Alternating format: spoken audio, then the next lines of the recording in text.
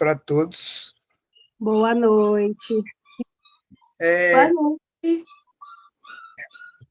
A gente veio falar sobre a consciência negra, fazer um bate-papo, né? O Gilvan teve essa ideia de fazer esse bate-papo. Não sei se todas na sexta-feira todo mundo teve uma apresentaçãozinha dos alunos mesmo falando sobre filósofas negras. Acho que Sabrina, vocês fizeram? Eu não fiz, não. Não fui. Tá. Mas foi circular mesmo. Então, mas na nossa sala a gente teve uma apresentaçãozinha da Evelyn falando sobre a Bell Hooks, né? E foi uma filósofa, foi um bate-papo muito legal. E a gente estava pensando em fazer isso nessa apresentaçãozinha que a gente está tentando fazer. Quem vai apresentar vai ser a Maris, a Evelyn, a Tawane e a Sabrina. Aí elas vão falar um pouco das filósofas que elas estudaram sobre, né? Elas estudaram bastante sobre algumas filósofas negras, né? Para a gente trocar um papo aqui, né? Nessa aula, né? Aula ou reunião, vocês que sabem. A primeira pessoa que vai falar vai ser a Tawane. Ela vai apresentar para a gente. Então, boa sorte, Tawane. Obrigada. Oi, gente, boa noite. Eu me chamo Boa Tawane noite. e eu vou falar sobre o feminismo no geral. Eu vou começar falando sobre o que é o feminismo, as bandeiras que o feminismo levanta, quando surgiu as ondas do feminismo e também as vertentes teóricas. Bom, o feminismo, ele é um movimento político e social que tem como pauta a luta pela igualdade de gênero, ou seja, a equidade entre mulheres e homens. Muitas pessoas acham que o feminismo, ele é uma luta na qual fala sobre a superioridade das mulheres na sociedade como um todo, mas não. O feminismo, ele basicamente fala sobre o quanto que deveria ser igual a relação da sociedade em si com os gêneros, tanto feminino quanto masculino. Bom, o feminismo levanta bandeiras como o combate à violência, a igualdade salarial, a representatividade política das mulheres, o combate ao assédio também, fala sobre métodos contraceptivos e a amamentação pública. A Carla tá falando coisa no chat. Mafê, vai falando aí caso tenha pergunta e coisas do tipo, tá bom? Enfim, eu vou falar como que o feminismo surgiu. Basicamente, no século XVIII, quando estava na época da Revolução Francesa e tudo mais, começou a surgir os ideais iluministas. Eu acho que vocês conhecem bastante, porque a gente teve várias aulas sobre isso com o Gilvan e tudo mais. E, basicamente, defendia a liberdade do ser humano e do indivíduo como um todo. As mulheres começaram a se questionar sobre isso. Elas ficaram, ué, os homens podem falar de liberdade, mas e a gente? Aí começaram a surgir as primeiras ideias do feminismo. Bom, o feminismo ele também foi apontado pela primeira vez pelo filósofo Charles Fourier, eu acho que é assim que eu falo, em um dos livros dele chamado Os Quatro Movimentos. Eu anotei aqui um trecho do livro que fala especificamente sobre isso e eu queria ler. A liberdade para as mulheres seria um pré-requisito para o progresso da sociedade e do mundo no geral. Depois disso, as mulheres começaram a pensar mais sobre a liberdade delas e começou a surgir as primeiras feministas, vamos dizer assim. Mas o feminismo começou a surgir mesmo na Inglaterra, quando estava tendo a Revolução Industrial, quando as mulheres trabalhavam, só que elas ganhavam um salário que não condizia com o tanto de trabalho que elas tinham. Ou seja, se uma mulher trabalhasse 12 horas por dia, e o homem também, o homem sempre ganharia mais do que as mulheres. E aí elas começaram a se questionar sobre isso e começaram as primeiras manifestações das mulheres a favor da igualdade salarial. Logo em seguida, puxando esse gancho, os Estados Unidos resolveu também se manifestar, as mulheres dos Estados Unidos, no caso, começaram a se manifestar sobre isso, e elas começaram a se questionar do direito ao voto. Então, enquanto as mulheres da Inglaterra lutavam pela igualdade salarial, as mulheres dos Estados Unidos focavam muito no direito ao voto, na participação política delas. Porque, querendo ou não, o indivíduo tem que ter Ai, calma, tô travando. o indivíduo ter a participação política é muito fundamental, principalmente quando se trata de mulheres. Mas naquela época foi muito mal visto e tudo mais, mas foi aceito. Mas, calma, é isso que eu tenho para falar de como surgiu. Basicamente foi isso, nas revoltas em questão do voto e nas revoltas sobre a desigualdade salarial. Isso também pode ser definido já como a primeira onda do feminismo, que surgiu, como eu disse, no século XVIII, na França, e lutava basicamente por direitos básicos, que, como eu disse, é o voto e o trabalho. Em seguida, começou a se popularizar mais esse movimento e as mulheres começaram a participar ativamente. Só que, lembrando, isso se chama movimento sufragista, aliás, eu esqueci de mencionar sobre. Mas, tipo, não incluía todas as mulheres. Como as meninas vão falar também sobre o feminismo negro e sobre a participação dessas filósofas, eu vou dar uma contextualizada. Começou a segunda onda. A segunda onda, ela começou a partir de 1960. Tipo, é bizarro para mim o fato de que tá muito recente. Eu acho muito, muito recente em comparação com, enfim. E foi no contexto da Guerra Fria que começou a segunda onda. E as mulheres nessa segunda onda, elas não lutavam só pelos direitos do trabalho e pelo voto. Elas também lutavam sobre para a liberdade e autonomia da mulher sobre seu corpo como um todo. Também começou a surgir debates como os métodos contraceptivos, começou a subir debates sobre a legalização do aborto, que é um tabu até hoje, e também sobre o gênero versus sexo. Tá, essa foi a segunda onda de uma forma bem resumida. Agora eu vou dar uma contextualização da terceira onda do feminismo, que surgiu em 1980. A terceira onda já foi um pouco mais inclusiva, porque as mulheres começaram a falar: tá, esse feminismo é basicamente um feminismo elitista, não me inclui, não me representa. Aí elas começaram a se manifestar sobre, e aí começou a surgir o feminismo que inclui as mulheres negras, o feminismo que inclui pessoas LGBTs e tudo mais. Foi durante o pós-Guerra Fria, e essa terceira onda teve como intuito buscar a questionação sobre o conceito de feminilidade da mulher, e também uma das principais autoras foi a Bell Hooks, que a Sabrina e a Evelyn vão falar mais sobre, e buscava também falar sobre a questão da interseccionalidade, que eu vou falar agora sobre as vertentes teóricas do feminismo. A primeira vertente teórica que surgiu na primeira onda foi o feminismo liberal, que era centrado no indivíduo, mulher, no caso, e as suas liberdades de escolha. O feminismo liberal, ele buscava a igualdade dentro das instituições, como as mudanças de leis, a participação política dessas mulheres e tudo mais. Também tem o feminismo marxista, que é muito importante e que eu acho que todo mundo deveria saber sobre, que fala sobre a opressão das mulheres e como existe a forma que as mulheres se organizam dentro do capitalismo. Ou seja, fala sobre, defende basicamente a mudança do próprio sistema para poder alcançar a igualdade. Enquanto o feminismo liberal, ele defendia a igualdade dentro do sistema capitalista, tipo, as mulheres tentavam se encaixar dentro do sistema, o feminismo marxista, ele defende que a mudança do sistema econômico como um todo seria muito bom para poder alcançar a igualdade entre as mulheres. Também existe o feminismo radical, mas muitas pessoas confundem o feminismo radical como se fosse sinônimo de extremismo, mas não é. O feminismo radical é o que a gente está acostumada a ver no nosso dia a dia. Eu vou explicar.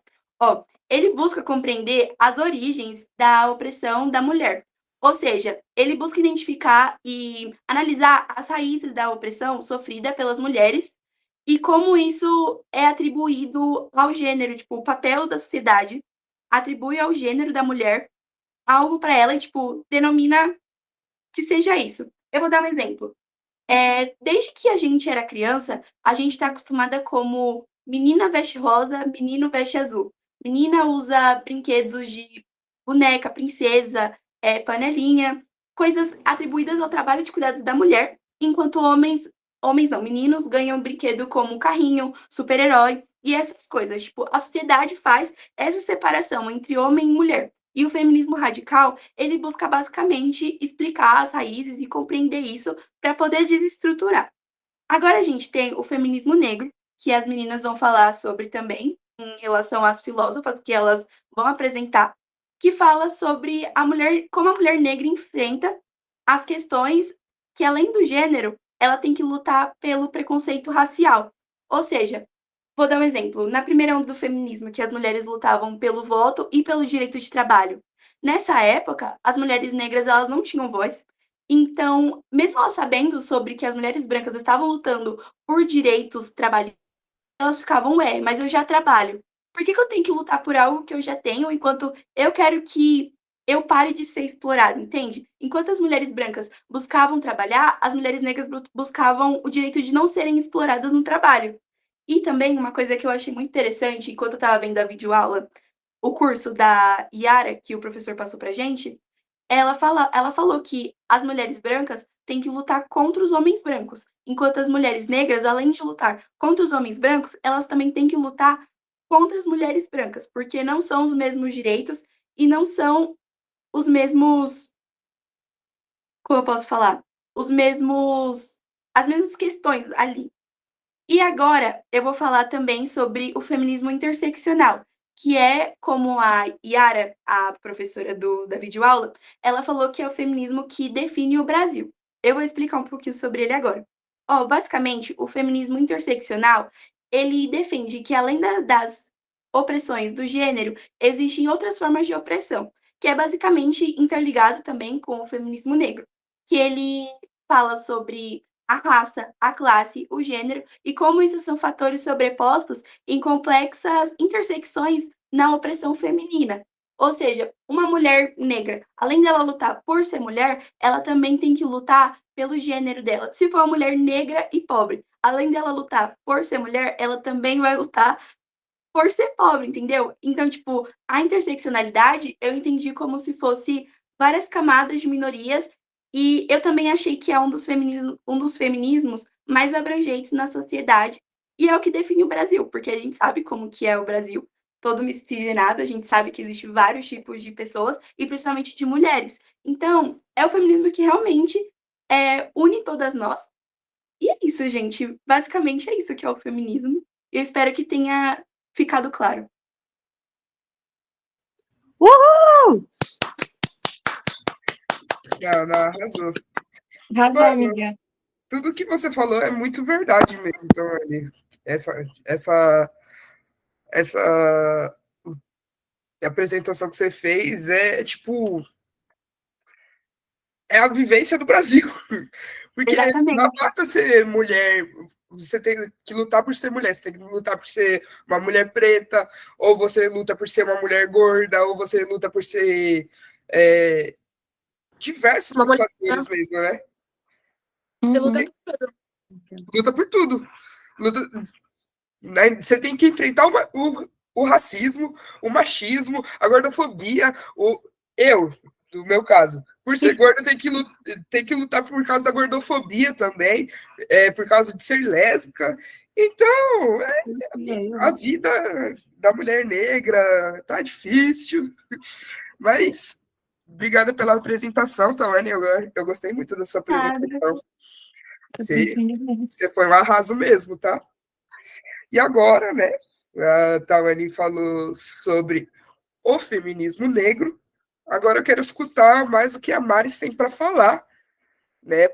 O que ela tem para dizer para a gente, o que ela estudou. Então, vamos lá, pode dar início, Maris. Oi, gente. Posso ver um negócio aqui? Alguém tem alguma pergunta para fazer para a Tawane? Alguém quer fazer alguma pergunta? No chat, alguém?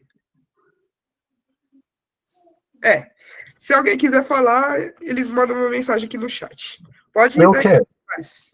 Eita, Gilvan, vai, Gilvan. Quero. Ô, Tawane, Oi. quando você estava estudando, né? Você estudou o tema, você fez um curso aí, né? Quando você estava estudando, o que mais te prendeu, assim? Porque acredito que tinha muita coisa que você já sabia, Sim. né? Muita coisa você já sabia. E tinha algumas coisas que, acredito, você aprendeu, né? O que mais te prendeu, assim? O que você gostou de aprender? Professor, para ser bem sincera, eu eu sabia que o feminismo era importante, sim, para nós mulheres, mas eu não sabia que era tão importante. Eu sabia que o feminismo ele deu direito à educação, deu direito a gente trabalhar, mas eu não tinha noção do quão bom e benéfico isso era para nós mulheres. Então, tipo, quando eu fui ver a professora falando sobre o feminismo no Brasil, Desculpa, continua, pode continuar. sobre o feminismo no Brasil, eu fiquei muito, meu Deus do céu, porque tem muitas mulheres em si.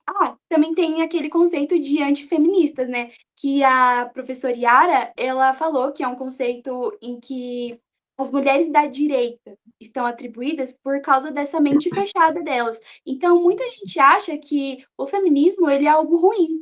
Tipo, é todo estereotipado. Tem muita gente que acha que o feminismo é sair por aí sem blusa, com riscos na cara, tipo, ficar atacando fogo nas coisas, sendo que não, o feminismo é muito mais além disso. Se não fosse pelo feminismo, nós mulheres não teríamos a maioria dos direitos que a gente tem. Não são muitos direitos que a gente tem, mas pelo feminismo a gente já tem alguns. Então é muito bom, e eu acho que toda mulher deveria estudar o feminismo, porque é fundamental, de verdade. Eu acho que existe uma Então, Tawane antes do feminismo e a Tawane depois, porque eu comecei a ver sobre e fiquei, meu Deus do céu, é muita coisa mesmo. então, Anne, você falou aí que quando você estava apresentando, tinha várias vertentes do feminismo, né? O liberal, o marxista e por aí vai. Só que quando as pessoas vão criar uma espécie de caricatura, elas falam como se fosse um feminismo só, né? Exatamente. Não Tem parece que, porque tem elas associam o feminismo ao comunismo, ao marxismo, né? Então, toda feminista já cai direto na caixinha do comunismo. Então, se a mulher ela é uma feminista, ela, por conseguinte, também é uma comunista e aí vem todo um pacote, né? Quando, na verdade, isso não é bem verdade, né? O feminismo sim, tem várias vertentes, não é isso? exatamente. Muita gente acha, literalmente, o estereótipo de que a mulher feminista é aquela mulher extremamente estereotipada que não depila, não. Sabe, tipo, essas coisas assim que são bem estereótipos mesmo, que aliás a professora falou que isso foi muito pregado, essa visão do feminismo muito radical, foi por causa do governo anterior. Então, tipo, isso distorceu completamente. E, ó, eu digo por mim, a gente, querendo ou não, a gente cresceu num governo. Não, não, tipo, o governo Bolsonaro começou em 2018, certo? A gente tinha, tipo, entre 10 e 11 anos. Então, as coisas que pregava durante esse governo fez com que moldasse um pouco a nossa mente, querendo ou não. Porque a gente tinha contato muito na pandemia com o celular, então, tipo, a gente não tinha muita noção de pesquisar essas coisas e tudo mais. Então, querendo ou não, moldou uma mente, uma coisa na nossa cabeça, e que, na verdade, não é nada disso. Eu posso falar uma coisa aqui? Pode. Você estava falando sobre a mulher branca procurar tipo um trabalho para tipo ela lutar por trabalhar e a mulher preta lutar para não ser escrava. E a gente ainda vê e a gente ainda luta, né? A mulher negra ela ainda luta na sociedade para não ser escrava, mas a mulher branca ela quer tipo, vai, direitos trabalhistas, eu quero ter um salário igual, mas a mulher negra não, ela só está querendo não ser escravizada por um sistema. Isso eu achei, eu liguei assim com a realidade, porque tem um caso, eu acho que vocês vão saber falar, de uma mulher que ela está sendo escravizada até hoje. Eu esqueci o nome dela. Alguém lembra? Eu vou pesquisar, depois eu falo. Eu ia trazer também para falar, né? Que é uma mulher que ela está em uma situação de escravidão mesmo. É, porque ela está na casa de um delegado, ou não é delegado, uma pessoa da política ali, e ela está em situação de escravidão. É um juiz, isso. Vocês conhecem o caso, Gilvan?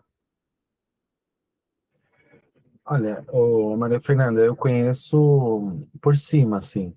Eu ouvi alguma coisa, assisti alguma coisa, mas é mais ou menos isso. Ela tá cativa há mais de 30 anos, né? Há muito tempo, e os próprios vizinhos acionaram a justiça E depois de uma certa celeuma jurídica, o cara ganhou ainda, né? Porque ele estava dizendo que estava ajudando ela. Então a mulher estava escravizada há muitos anos e eles conseguiram convencer, inclusive parte da justiça.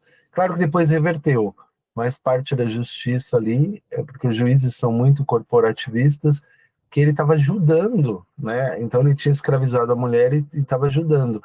E esse discurso, que parece absurdo hoje, ele é um discurso que está presente no trabalho análogo à escravidão, né? Então aquelas pessoas que trabalham em fazendas também, que são ali exploradas muitas vezes, quando você vai falar ali com o explorador, ele vai dizer, não, eu estou dando um emprego, eu estou ajudando, né? Tem toda uma retórica por detrás dessa maldade, né?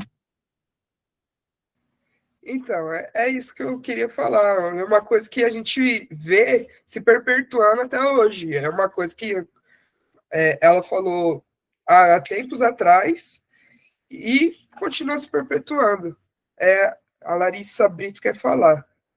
Acho que ela quer fazer uma pergunta. Pode falar, Larissa. Eu vou falar uma coisa, porque eu gosto muito de ficar vendo esses debates, sabe? Que é uma pessoa versus 20 não sei o quê. Aí esses dias eu vi sobre um conservador versus 20 feministas. E ele argumentava que ele não acha necessário mais o feminismo hoje em dia, porque todos os direitos que as mulheres lutavam no feminismo antigo, a gente já tem, as mulheres já conseguiram hoje em dia, então ele não achava mais necessário. E eu fiquei refletindo muito sobre isso, e aí eu queria que você falasse o que você acha. Tawane, sobre isso. Travou tudo. Pode repetir de novo, por favor? Ai, sério? Não dá pra ouvir nada? Tipo, tem uma travada muito grande aqui. Mas dá pra ouvir. Vocês estão ouvindo? Sim. Pode É falar. porque eu tava assistindo um debate esses dias e era um conservador versus 20 feministas. Uhum. E aí, ele argumentava que, para ele, o feminismo não é mais necessário hoje em dia, porque todos os direitos que nós, mulheres, lutávamos no feminismo antigamente, nós já conseguimos. Então, ele não acha mais necessário existir. Entendeu? Sim. E eu queria que você falasse o que você acha sobre isso, porque eu fiquei refletindo bastante sobre esse debate. Então, entra muito naquilo que o Gilva perguntou do que eu tinha achado interessante na aula, e eu acho que o feminismo, sim, ele é, sim, muito importante, porque mesmo que a gente tenha conseguido a maioria dos direitos, como educação, trabalho e coisas do tipo, a gente ainda tem muita coisa que é favorecida ao homem e não é favorecida à mulher. Então, eu acho que o feminismo, ele realmente deveria continuar, e esse cara tá muito louco. Tipo, esse conservador, porque o feminismo, ele é muito importante. Tipo, muito importante mesmo. Gente, não faz sentido nenhum, gente. Exatamente. Esse cara não tá ligado no que tá acontecendo Sim, socialmente. eu fiquei muito indignada nesse debate, muito indignada. Primeiro que ele é um homem, né? Sim, exatamente. Acho que a Pimentel levantou a mão. Eu vi que ela tinha levantado a mão. Pimentel, você quer falar alguma coisa? Eu levantei a mão, mas eu esqueci completamente o que eu ia falar. Se eu lembrar, eu falo. Tá bom, então vamos dar início, que eu tirei a vez ali da Maris, perdão, Maris. Tawane. Então vamos lá. Vamos ver a filósofa da Maris agora. Pode falar, Maris. Oi, gente, boa noite. Então, eu vou desmembrar para vocês um pouquinho sobre o que é o feminismo negro na visão da Djamila Ribeiro. Ano passado, no Dia da Consciência Negra, eu ganhei o livro dela no sorteio, né? Quem tem medo do feminismo negro? E como a Tawane disse, né? Existia uma Tawane antes de saber sobre feminismo e uma sobre saber depois. E eu digo a mesma coisa. Existia uma Maria Clara antes de saber sobre feminismo negro e uma depois de ter lido o livro. O livro da Djamila, ele não aborda só o feminismo negro, ele abrange muita coisa. Ela conta muito sobre a história dela também. E é um livro, assim, que modificou a minha visão sobre muita coisa. Era uma visão que eu já tinha, só que quando eu li esse livro, parece que essas visões foram se aflorando, sabe? O livro fala muito sobre ancestralidade, fala muito sobre vivências, ele fala muito sobre como é você ser uma mulher negra. E voltando um pouco no que as meninas falaram, que enquanto as mulheres brancas estavam lutando para ter direitos, as mulheres negras elas estavam lutando para ser vistas como pessoas, para pararem de ser estupradas pelos senhores de engenho, pelos maridos das mulheres que saíam, né? Se as mulheres brancas estavam lá lutando, protestando, quem é que estava cuidando dos filhos delas? Né? As mulheres negras. E aí, essa distinção que o feminismo branco liberal trouxe foi o que o feminismo negro veio para combater. Porque o feminismo negro, ele acredita que as mulheres têm que ser tratadas com igualdade. Só que como elas não são, e como elas nunca vão ser, o feminismo negro surgiu. Ele surgiu porque as mulheres negras sempre foram vistas como a escória da sociedade. E aí o feminismo branco, ele não aborda isso, sabe? Ele não trata com a importância que deveria tratar a diferença social, a diferença cultural que as mulheres negras têm, e o feminismo branco liberal é uma vertente que não aborda isso. E o feminismo negro, eu, Maria Clara, vejo ele como uma forma de apoio, sabe? Uma rede de apoio para as mulheres negras, porque muitas vezes as mulheres negras elas não têm um apoio em casa, e aí elas têm uma amiga preta que elas se acolhem, elas conversam sobre vivências, sobre experiências, e etc e tal. E o livro da Djamila Ribeiro, como eu disse, ele aborda vários assuntos, né? E um assunto que me chamou muita atenção, eu não sei se tem muito a ver com o tema, mas eu acho que sim, foi que a Djamila, ela é de berço do candomblé, né? E eu achei muito interessante, porque a gente pensa que nas religiões de matriz africana pode não ter preconceito e coisa assim dentro da religião, mas tem. A Djamila, ela era de Oxóssi com Iemanjá. Só que o pai de santo dela disse que se ela fosse feita em santo homem, ela ia virar lésbica, né? E aí ele recusou a fazer o santo dela, o santo que era realmente, né, o santo que regia a cabeça dela, e aí ela só conseguiu recuperar isso muito tempo depois. E aí tem um capítulo também, onde a Djamila diz que mulher negra não é fantasia de carnaval. E esse foi um capítulo que me pegou muito, porque ela entra no assunto de sexualização. E o assunto de sexualização é uma coisa que me pega muito desde sempre, né? Porque eu, não é uma coisa que eu faço mais, mas antigamente eu me sexualizava muito, muito, muito, muito, porque as mulheres negras, elas sentem que elas só vão receber atenção e aprovação se elas fizerem isso, se elas se sexualizarem, ou se elas forem muito boas em algo. Mulheres negras, elas têm esse costume de querer ser muito boa em algo, porque, como o Djonga diz, né, para eles, nota 6 é muito, e para nós, nota 10 ainda é pouco. E aí a gente tem que se esforçar 3 vezes mais para conseguir as coisas. E é muito, muito, muito difícil você ser uma mulher negra, porque você é que nem as meninas disseram, você tem que lidar com a sua negritude, você tem que lidar com ser fetichizada desde a infância, porque assim que você começa a desenvolver um corpo, começa a vir os olhares, os comentários e tudo mais. Você tem que lidar com o fato de que você nunca vai ser a mulher que os meninos vão querer assumir, sempre vai ser a mulher que eles vão querer ficar nas escondidas. E a questão da sexualização engloba muito isso, né? Porque os meninos, eles não queriam ficar com as meninas negras até um bom tempo atrás. Só que como você ser uma mulher negra virou moda, né? Aí os meninos começaram a querer assumir as pretinhas e namorar com as pretinhas e exaltar as pretinhas. Só que isso não ia ser tão persistente há um tempo atrás, porque não acontecia, sabe? Não acontecia. E aí o feminismo negro, ele serve, é como se fosse uma mãe, sabe? Como se fosse uma mãe, é como se as meninas que não têm, né, esse apoio em casa, pudessem buscar refúgio no feminismo negro. E o feminismo negro, ele incentiva as mulheres negras a consumirem artistas negras, a consumirem ideias de filósofas negras, como a Djamila, como a Bell Hooks, como a Lélia Gonzalez. A Lélia Gonzalez é uma filósofa maravilhosa também.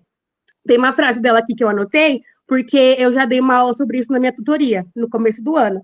Aí ela fala assim, ó, a gente nasce preta, mulata, parda, marrom, roxinha e etc. Mas tornar-se negra é uma conquista. E é realmente uma conquista, porque muitas mulheres que são negras, elas não se reconhecem negras. Elas não têm esse incentivo.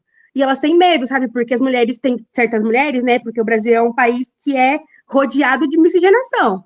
E aí tem mulheres negras que não se identificam como negras, porque elas têm medo. Eu sou um caso desses. Eu comecei a me reconhecer como mulher negra do meu 9º ano para lá. Porque antes disso eu não conseguia ter esse reconhecimento. Eu ficava, eu sou branca demais para ser preta, e eu sou preta demais para ser branca. E aí era uma confusão muito grande na minha cabeça. E aí, voltando um pouquinho no assunto da sexualização, Eu acho que quase, não vou falar que toda mulher negra já passou por isso, né? Deve ter algumas que passaram, mas por falta de conhecimento não vão conseguir identificar que elas se sexualizavam.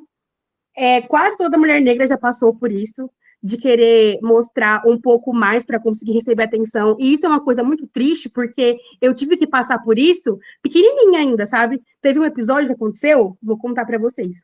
Eu acho que eu tinha o quê? 9, 10 anos. Aí, né, eu só andava com as meninas magrinhas, branquinhas, loirinhas, assim e tal. E os meninos sempre, né, queriam ficar mais próximos delas, cumprimentavam elas com um beijinho na bochecha, eu com um aperto de mão, e eu nunca entendi o porquê. Eu me questionava o que tinha de errado comigo.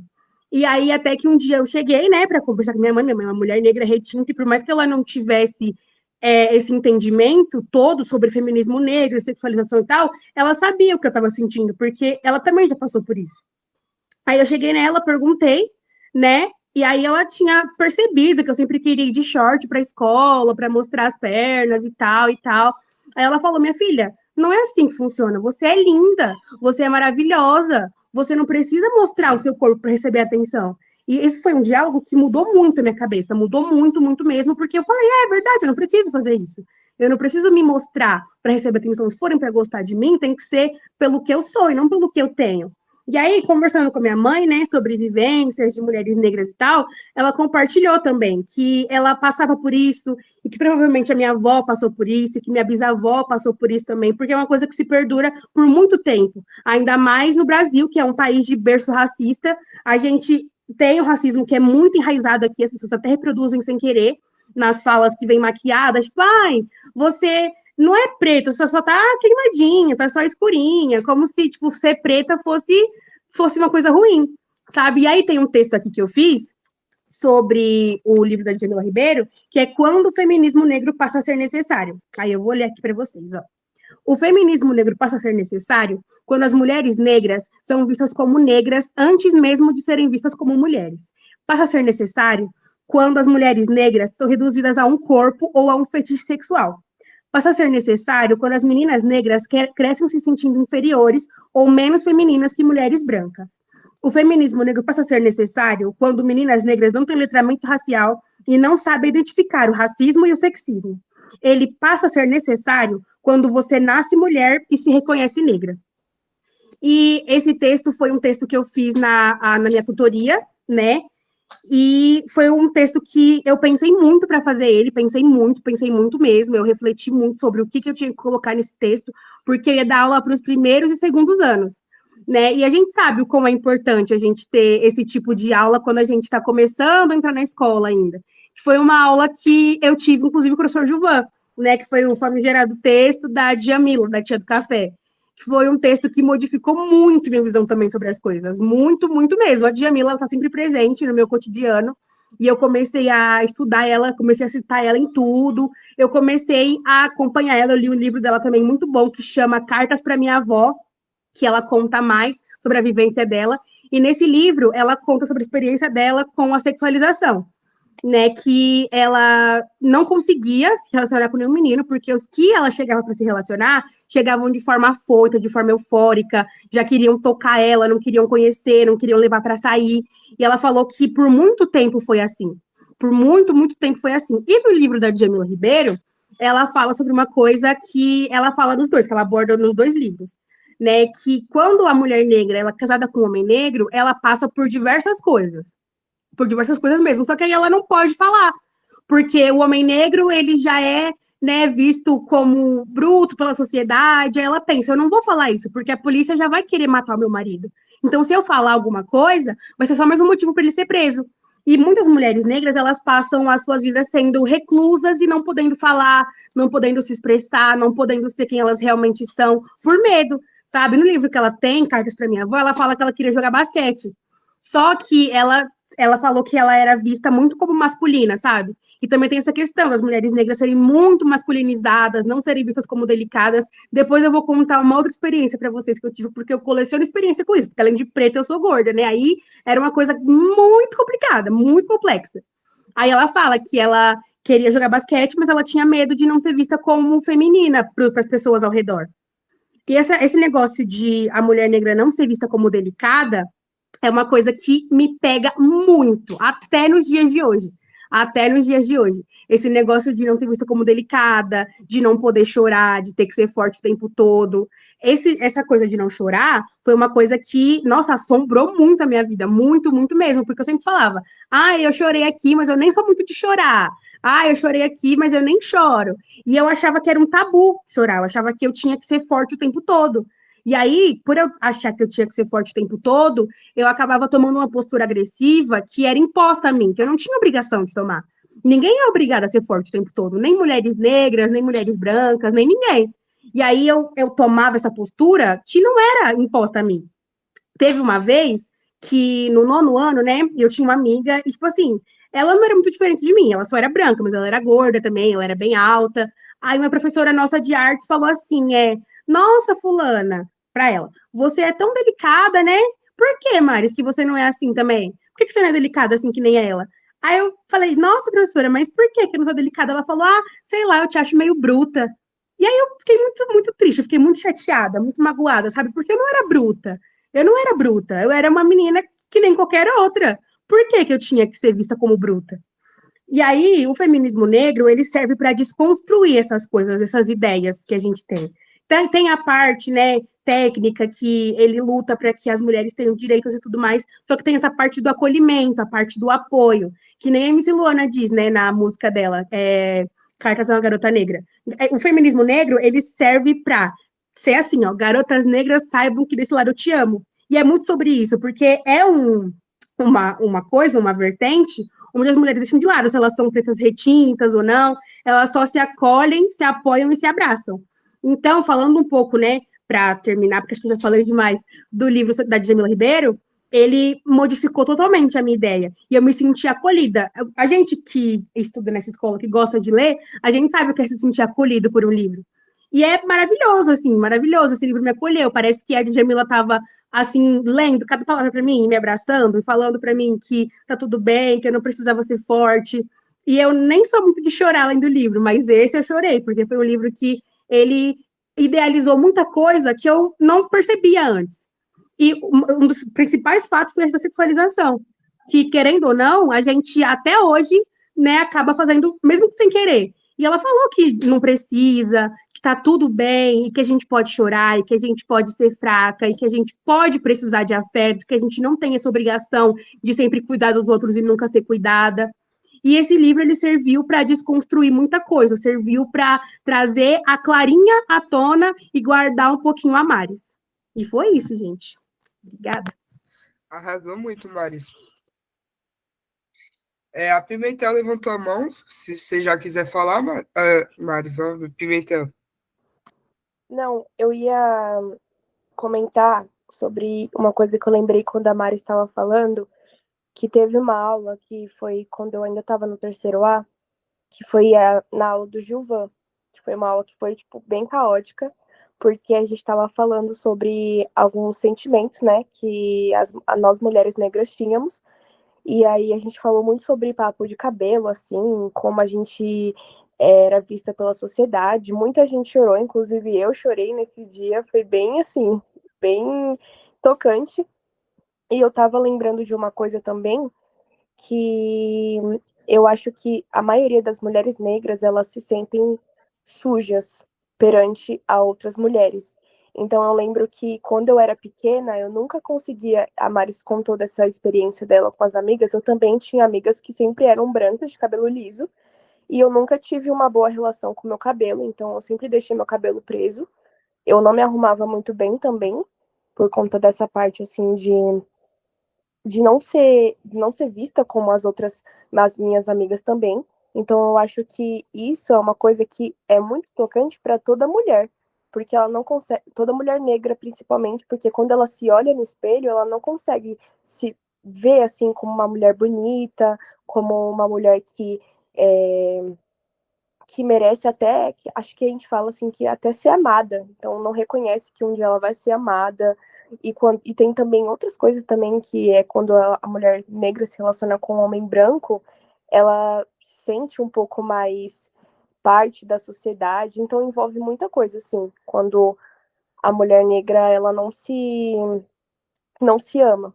Então, acho que essa parte de nunca se encaixar totalmente aos padrões é muito pesado, ainda mais para essa mulher, essa mulher que tem a cor preta.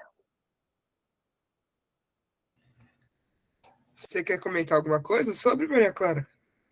Ela falou sobre essa questão de se sentir suja, né? E na questão de você se olhar no espelho e achar que não é uma mulher que merece ser amada. Até me emocionei, porque eu tô de TPM, tô aqui me segurando, porque foi uma coisa que, nossa, rodeou muito a minha infância e a minha adolescência. Eu me sentia inferior às meninas, não só por ser preta, mas por ser gorda também. Eu me sentia grotesca, assim, sabe? Porque as mulheres negras, elas já não são vistas como delicadas. E se você for gorda, é pior ainda. É pior ainda. Para eu conseguir, vou explicar, para eu conseguir não me moldar para caber nos padrões da sociedade, porque não tem como. Não tem como. Eu não nasci uma mulher magra e engordei com o passar do tempo. Eu sempre fui uma mulher gorda. É minha genética, eu não vou conseguir emagrecer tanto ao ponto de caber nos padrões. Então eu fiz o quê? Eu construí o meu padrão. E é que nem eu falo numa poesia, dentro dos meus padrões, eu sou sim uma mulher, não sei se pode falar, né, mas eu sou sim uma mulher foda. E aí eu demorei muito para conseguir fazer isso, muito, muito, muito, porque eu via todo mundo ganhando flor, todo mundo sendo apresentada para a família, todo mundo saindo de mão dada, e eu ficava tipo, quando que vai chegar a minha vez? Por que todo mundo tem isso e eu não? E até as minhas amigas negras, mas que eram mais magras, né, tinham isso e eu não. Eu nunca tive, sabe? Eu nunca consegui sentir que eu realmente merecia ser amada. E uma coisa também é que eu sempre tive a necessidade de cuidar dos outros e eu nunca deixei ninguém cuidar de mim. Que nem também diz o Djonga, cuidei de todo mundo e esqueci de mim. Eu sempre cuidei de todas as pessoas ao meu redor. E eu nunca me permitia ser cuidado, eu nunca me permitia chorar nos braços das pessoas. Todo mundo chorava nos meus, mas eu nunca chorei nos braços de ninguém porque eu achava que não podia. Que por eu ser uma mulher negra, por eu ser uma mulher grande, eu tinha que só oferecer o acolhimento e não que eu merecesse ser acolhida também. E aí, já tem a solidão da mulher negra, a solidão da mulher negra gorda e a solidão da mulher negra e lésbica. Aí eu falei, meu Deus do céu, que sofrimento, o que eu fiz para merecer isso? E aí era uma luta, ainda é, de vez em quando, uma luta constante, né? Não mais o fato da solidão, porque eu não me sinto sozinha, tem pessoas ao meu redor que me entendem, que conseguem compartilhar a mesma vivência que eu, só que às vezes ainda é um embate, porque é muito complicado você chorar e se sentir fraca. É muito complicado você pegar para você uma carga que não é sua, sabe? Você sentir que o mundo precisa ser carregado nas costas, e não é assim que funciona. Não é assim que funciona, porque você ser uma mulher negra faz com que automaticamente você atraia para você esse mundo todo que você tem que carregar nas costas. Ainda mais a gente que está no ensino médio, sabe? Aí tem a pressão de ser boa no Enem, ser boa na escola, ser boa nisso, ser boa aquilo, e tá bonita, arrumada, maquiada, mas tem dias que a gente só quer, tipo, levantar e ir pra escola sem passar nenhuma maquiagem, sabe? Sem escolher a roupa, a gente só quer vestir qualquer coisa e ir pra escola, que a gente já não aguenta mais ouvir falar de Enem, a gente não aguenta mais ter que abrir o Leia, ter que fazer plataforma, a gente não aguenta mais. A gente não aguenta mais. Tem dias que a gente só quer ir pra escola, só que a gente não consegue, porque a gente tem medo de ir para a escola desarrumada e receber olhares de desleixo, receber olhares tipo, meu Deus, você tá suja, meu Deus, você não vai se arrumar para ir para a escola? Teve um episódio que aconteceu, eu juro que eu vou parar de falar, tá? Porque eu tenho muita coisa para falar sobre isso, que as pessoas mais próximas de mim sabem. Eu nunca tive o costume de usar o meu cabelo black, assim, com volume, eu sempre usava ele de outras formas. Aí, foi a primeira vez que eu tinha ido para a escola com ele assim. E eu tava me sentindo linda, linda, linda, linda mesmo. Aí eu fui falar com uma funcionária, que ela não tá mais lá, né? E a gente conversava, tipo, sempre. Eu me considerava amiga dela, assim, que nem eu sou de todas as tias. Aí eu falei assim, você viu, tia, como meu cabelo tá bonito? Aí ela falou assim, meu Deus, tá assustador. Não tá bonito, tá horrível. E eu fiquei muito mal. Eu fui me retraindo, assim, sabe? E na hora eu voltei para quando eu era pequenininha, e eu ia no banheiro passar a mão no cabelo para poder ficar baixo, passar água e sair água pingando assim na minha blusa branca. E aí me trouxe um gatilho que eu achei que eu já tinha superado. Então a gente tem muitos traumas que a gente acha que a gente aprendeu a lidar, só que quando a gente vai ver, a gente não aprendeu. E aí é isso aí, né? Pesei o clima, perdão. Não, é um assunto pesado, mas é um assunto que é necessário falar mesmo. Porque a gente, nesse cotidiano de, tipo, nessa rotina que a gente tem, é complicado mesmo. Vou deixar aqui a Daniela falar. Pode falar, Daniela. Dani? Eu queria falar assim, né, sobre tudo isso, que eu me identifiquei bastante, tipo, com a história das meninas da Pimentel que ela falou, da Maris, ainda mais sobre a parte de, tipo assim, de não se sentir tão feminina. E até hoje eu me sinto assim, menos feminina que outras meninas, e também pelo fato que toda a minha vida eu sempre andei só com meninas brancas, nunca andei com gente preta na qual eu pudesse, sei lá, né, me igualar, me identificar.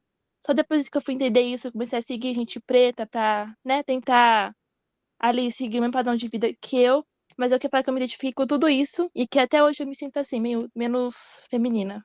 É isso aí.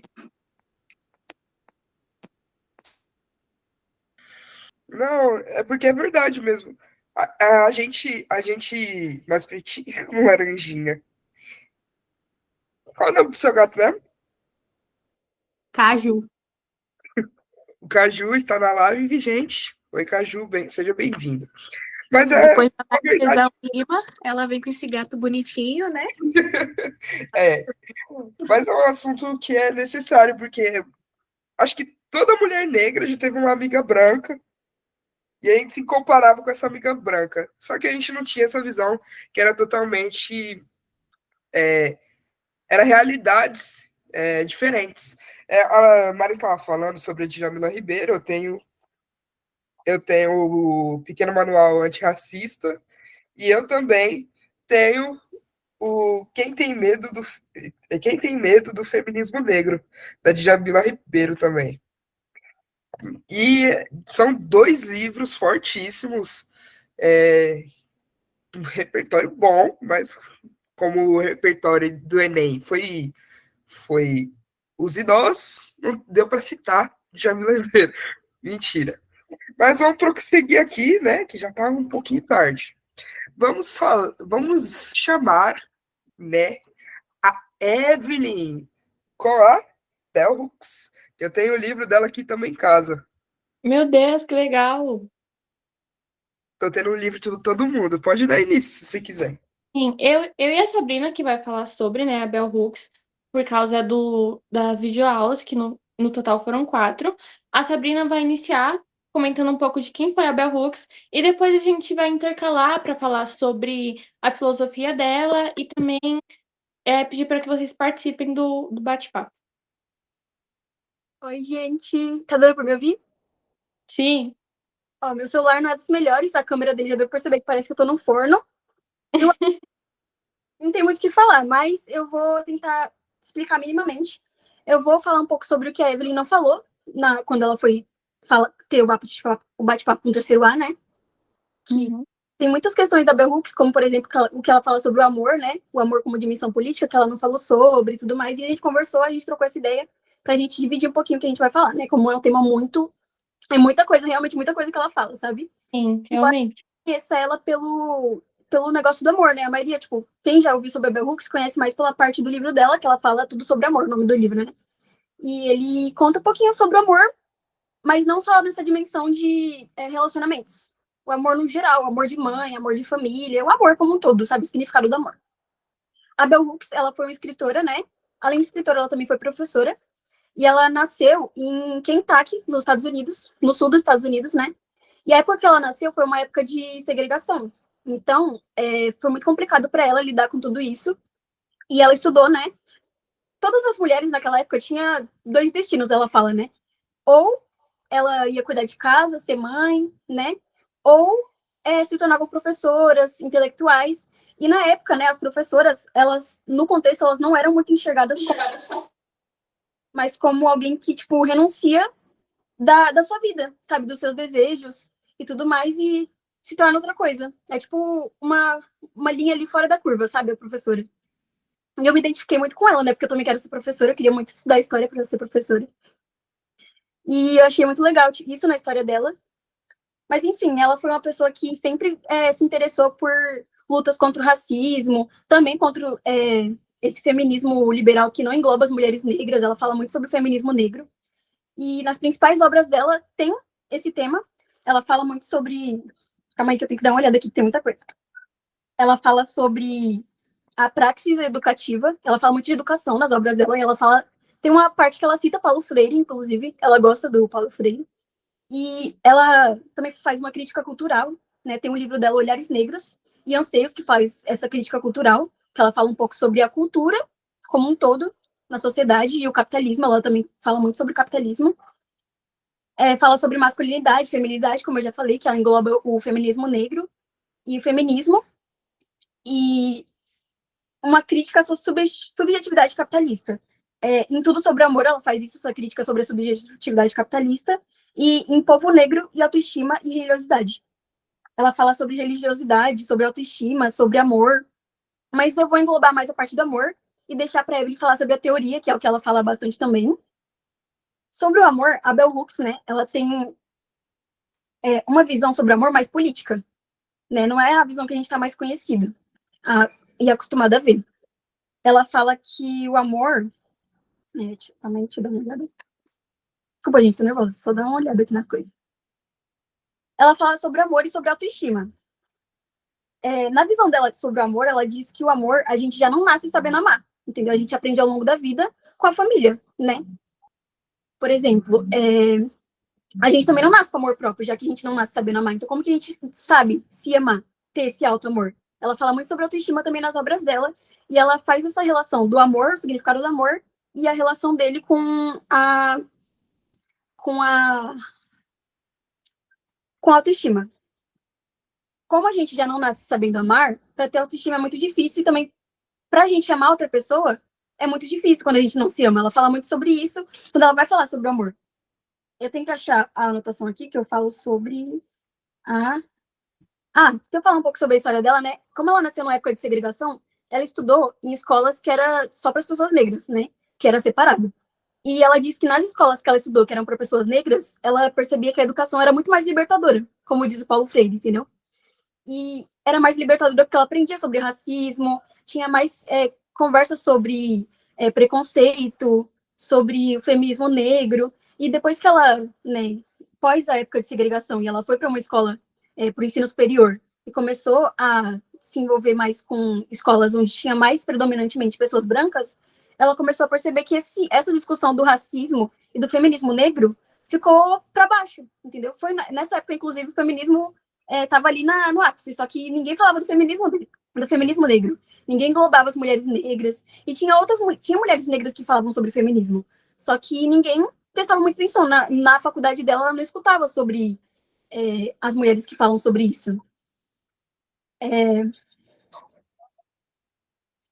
Calma aí. Ela fala sobre amor, né, e a autoestima. E nessa linha da autoestima, ela fala sobre a autorrecuperação. Ela fala que a autorrecuperação é sobre recuperar partes de si históricas. Então, ela vai dizer que você tem que se ver e se narrar diferente do tradicional, entendeu? Você tem que recuperar aquilo que tiraram de si, a autoestima. Principalmente sobre as mulheres negras. Quando ela vai falar sobre as mulheres negras, ela fala que a autoestima foi tirada da gente, como todo mundo, né, a maioria de vocês já falou que a autoestima foi tirada, e a sociedade impõe que a gente se olhe de forma negativa. Então, ela vai falar sobre a autorrecuperação de uma forma de recuperar essa autoestima que foi tirada da gente. É igual tem uma música do Baco, né, que ele fala, né, que foi, 25 anos para ele se achar lindo. E aí, eu comecei a relacionar muito com músicas que eu já escutei, porque, mano, é muita coisa que ela fala e a gente acaba relacionando, né, com coisas que a gente já vivenciou, com coisas que a gente já escutou. Então, achei muito, muito interessante essa aula. Ela fala sobre...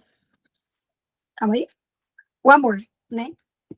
O amor, ela vai dizer que o amor significa afeto.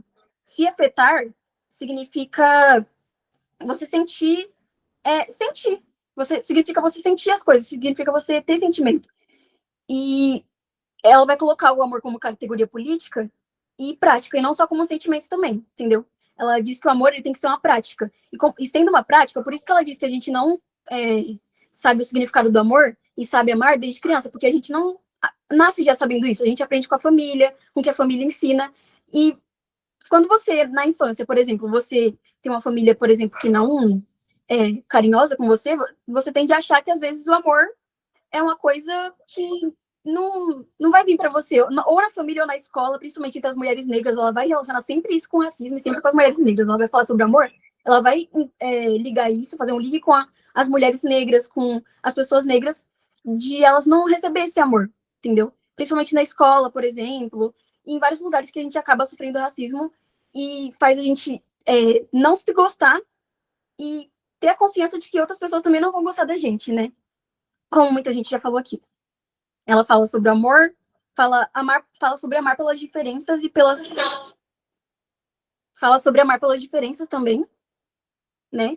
E é isso que ela quer dizer quando o amor, ela fala sobre o amor ser uma dimensão política. É isso que ela quer dizer quando ela fala sobre ser uma dimensão política, sobre amar pelas diferenças. E nisso envolve relações, tanto amorosas, né, de relacionamento, tipo, namoro, quanto também de família, de amizade, enfim. Ela fala sobre espiritualidade um pouquinho também. Ela faz uma ligação sobre a espiritualidade, sobre o protestantismo. Ela faz uma ligação com a religião e o capitalismo, né? Ela fala que o capitalismo ele impacta as transformações de religião na sociedade, entendeu? Ela faz uma diferença entre a espiritualidade e a religião. A religião, a gente está muito acostumada a seguir a religião, entendeu? Seguir a Bíblia. E a espiritualidade é você seguir os fundamentos, entendeu? É você fazer a prática da fé. As pessoas estão muito mais acostumadas a praticar a religião, né? Querer conhecer a religião e ir para a igreja do que fazer a prática da fé. Ela fala sobre isso e fala que o capitalismo é muito uma consequência disso. Assim como também, né, quando ela vai falar sobre amor, ela também liga isso ao capitalismo, porque ela faz muito críticas capitalistas. O capitalismo, ele faz a gente pensar que o amor, ele não existe, sabe? Faz a gente pensar que a gente tem que ser individual. Então, a gente não é levado a enxergar o amor nas coisas e a amar e ter empatia pelas pessoas, porque o capitalismo torna a gente individual. Um exemplo, tem o filósofo que a gente fala direto nas aulas, que é o Bauman, né? Que ele fala sobre o amor ser líquido na atualidade. Eu consegui lembrar muito disso, porque quando a gente vai considerar o capitalismo e considerar que todo mundo procura uma dopamina imediata e um prazer imediato, as pessoas não buscam um amor verdadeiro, não buscam amor e empatia pelas pessoas, porque todo mundo está muito preocupado com aquilo que é imediato. Então, ela fala um pouco disso quando ela vai fazer a crítica dela ao capitalismo, e no livro também, quando ela fala tudo sobre amor.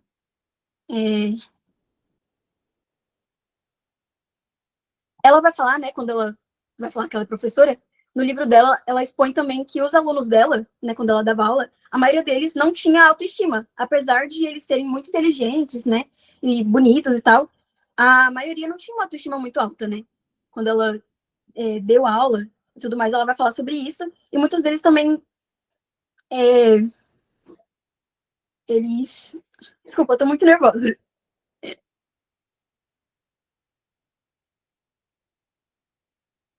Enfim, eu não vou falar muito para poder a Evelyn conseguir falar, porque é muita coisa, tem muita coisa mesmo que ela fala. Eu vou falar sobre essa parte do amor. Eu quis falar mesmo mais sobre essa parte do amor, para a Evelyn poder falar sobre a teoria, que é outra parte muito legal também de tudo que ela ensina. A teoria como uma forma de transformação social, né? Uma transformação do mundo e das pessoas. Desculpa se eu tiver gaguejado muito, e eu não sei se deu para ouvir tudo. Não sei se deu pra ouvir tudo, mas eu tentei. Foi muito bem. Gente, eu vou falar sobre a Bell Hooks, né? Conforme as aulas que eu assisti.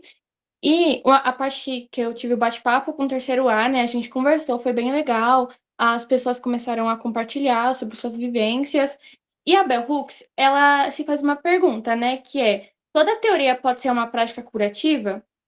E aí, de primeira, eu não tinha entendido esse questionamento. Como assim toda teoria pode ser uma prática curativa?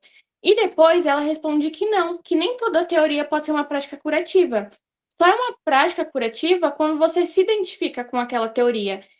Eu até dei um exemplo na minha sala. Quando a gente pensa em teoria, quando a gente pensa em teóricos, a gente só pensa em pessoas intelectuais, pessoas estudadas, e geralmente a gente pensa em homens. Então, Marx, Foucault, Paulo Freire também.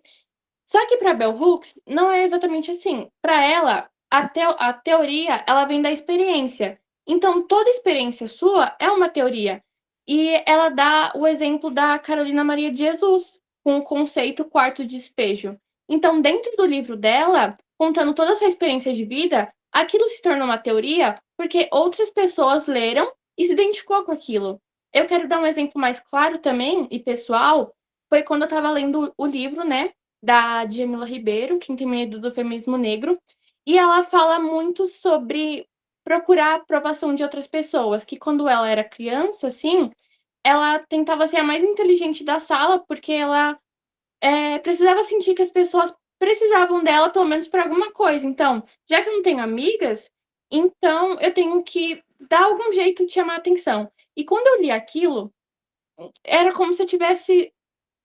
Como posso explicar? Era como se ela estivesse falando sobre mim, porque eu já passei por isso, de tentar procurar aprovação nas outras pessoas, tentar ser sempre a melhor, para que as pessoas de alguma forma precisassem de mim, para que eu pudesse ser vista dentro de uma sociedade.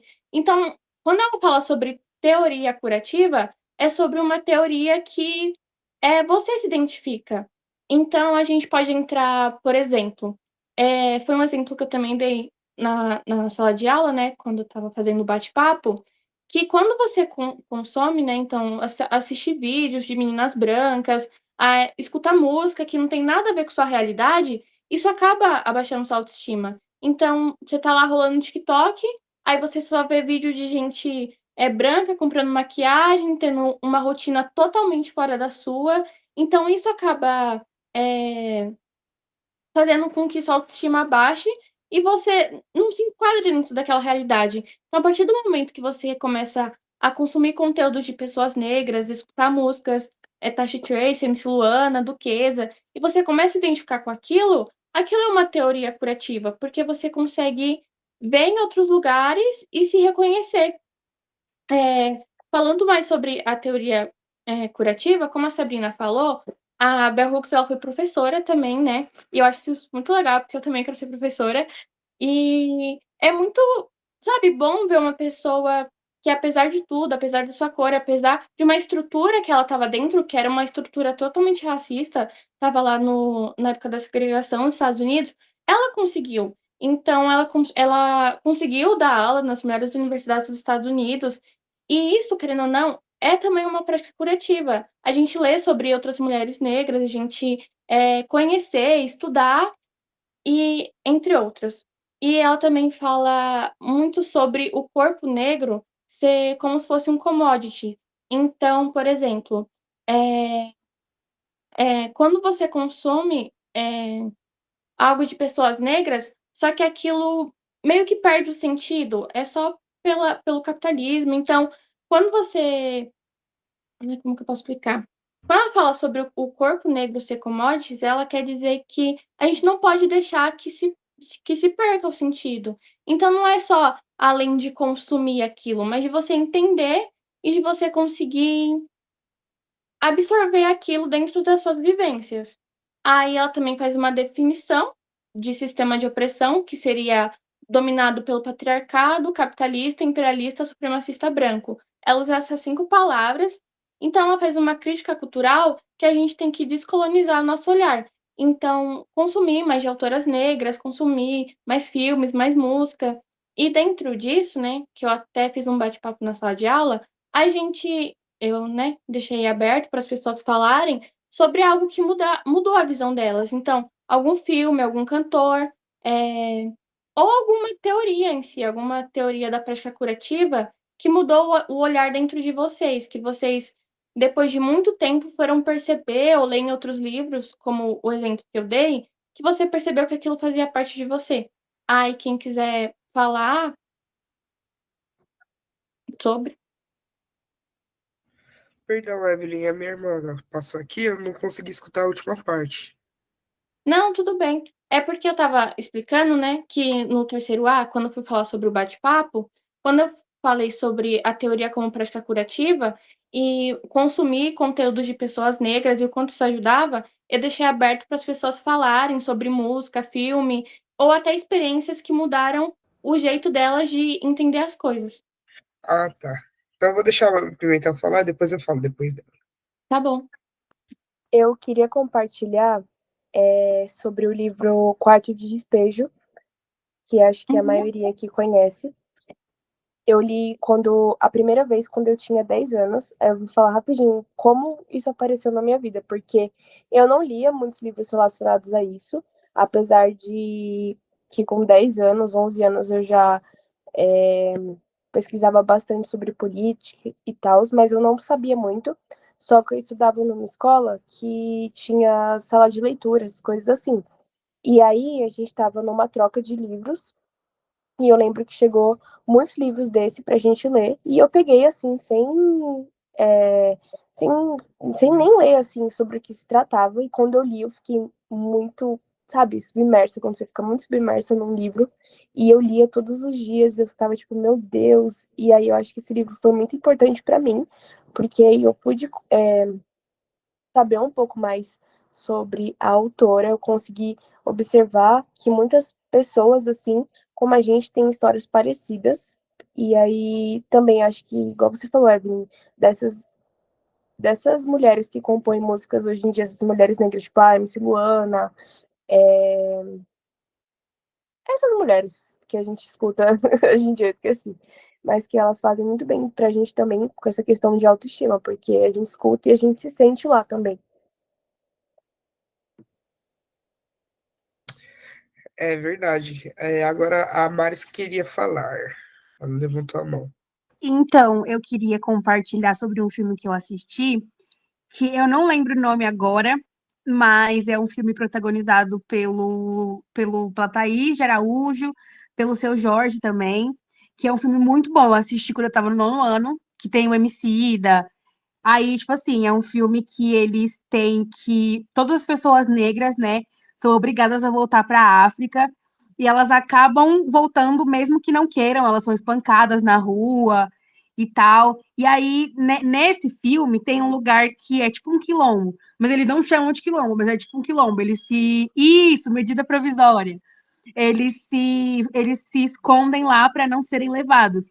E esse filme, ele modificou muito a minha visão sobre como as pessoas podem se ajudar, sabe? O quão a irmandade dentro da comunidade negra é importante, porque se eles não tivessem se juntado para poder resistir, nada tinha dado certo nesse filme.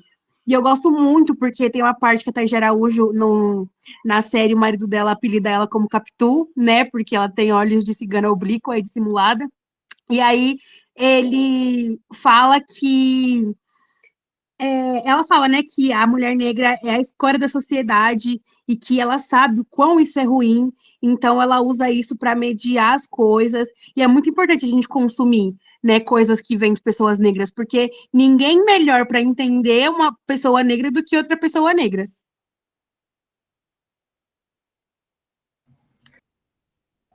Verdade, porque aqui nessa aula, eu acho que bastante gente está se identificando com tudo que as meninas falaram. A Tawane sobre o feminismo negro, a Maris falando da Djamila Ribeiro, eu me identifiquei bastante também.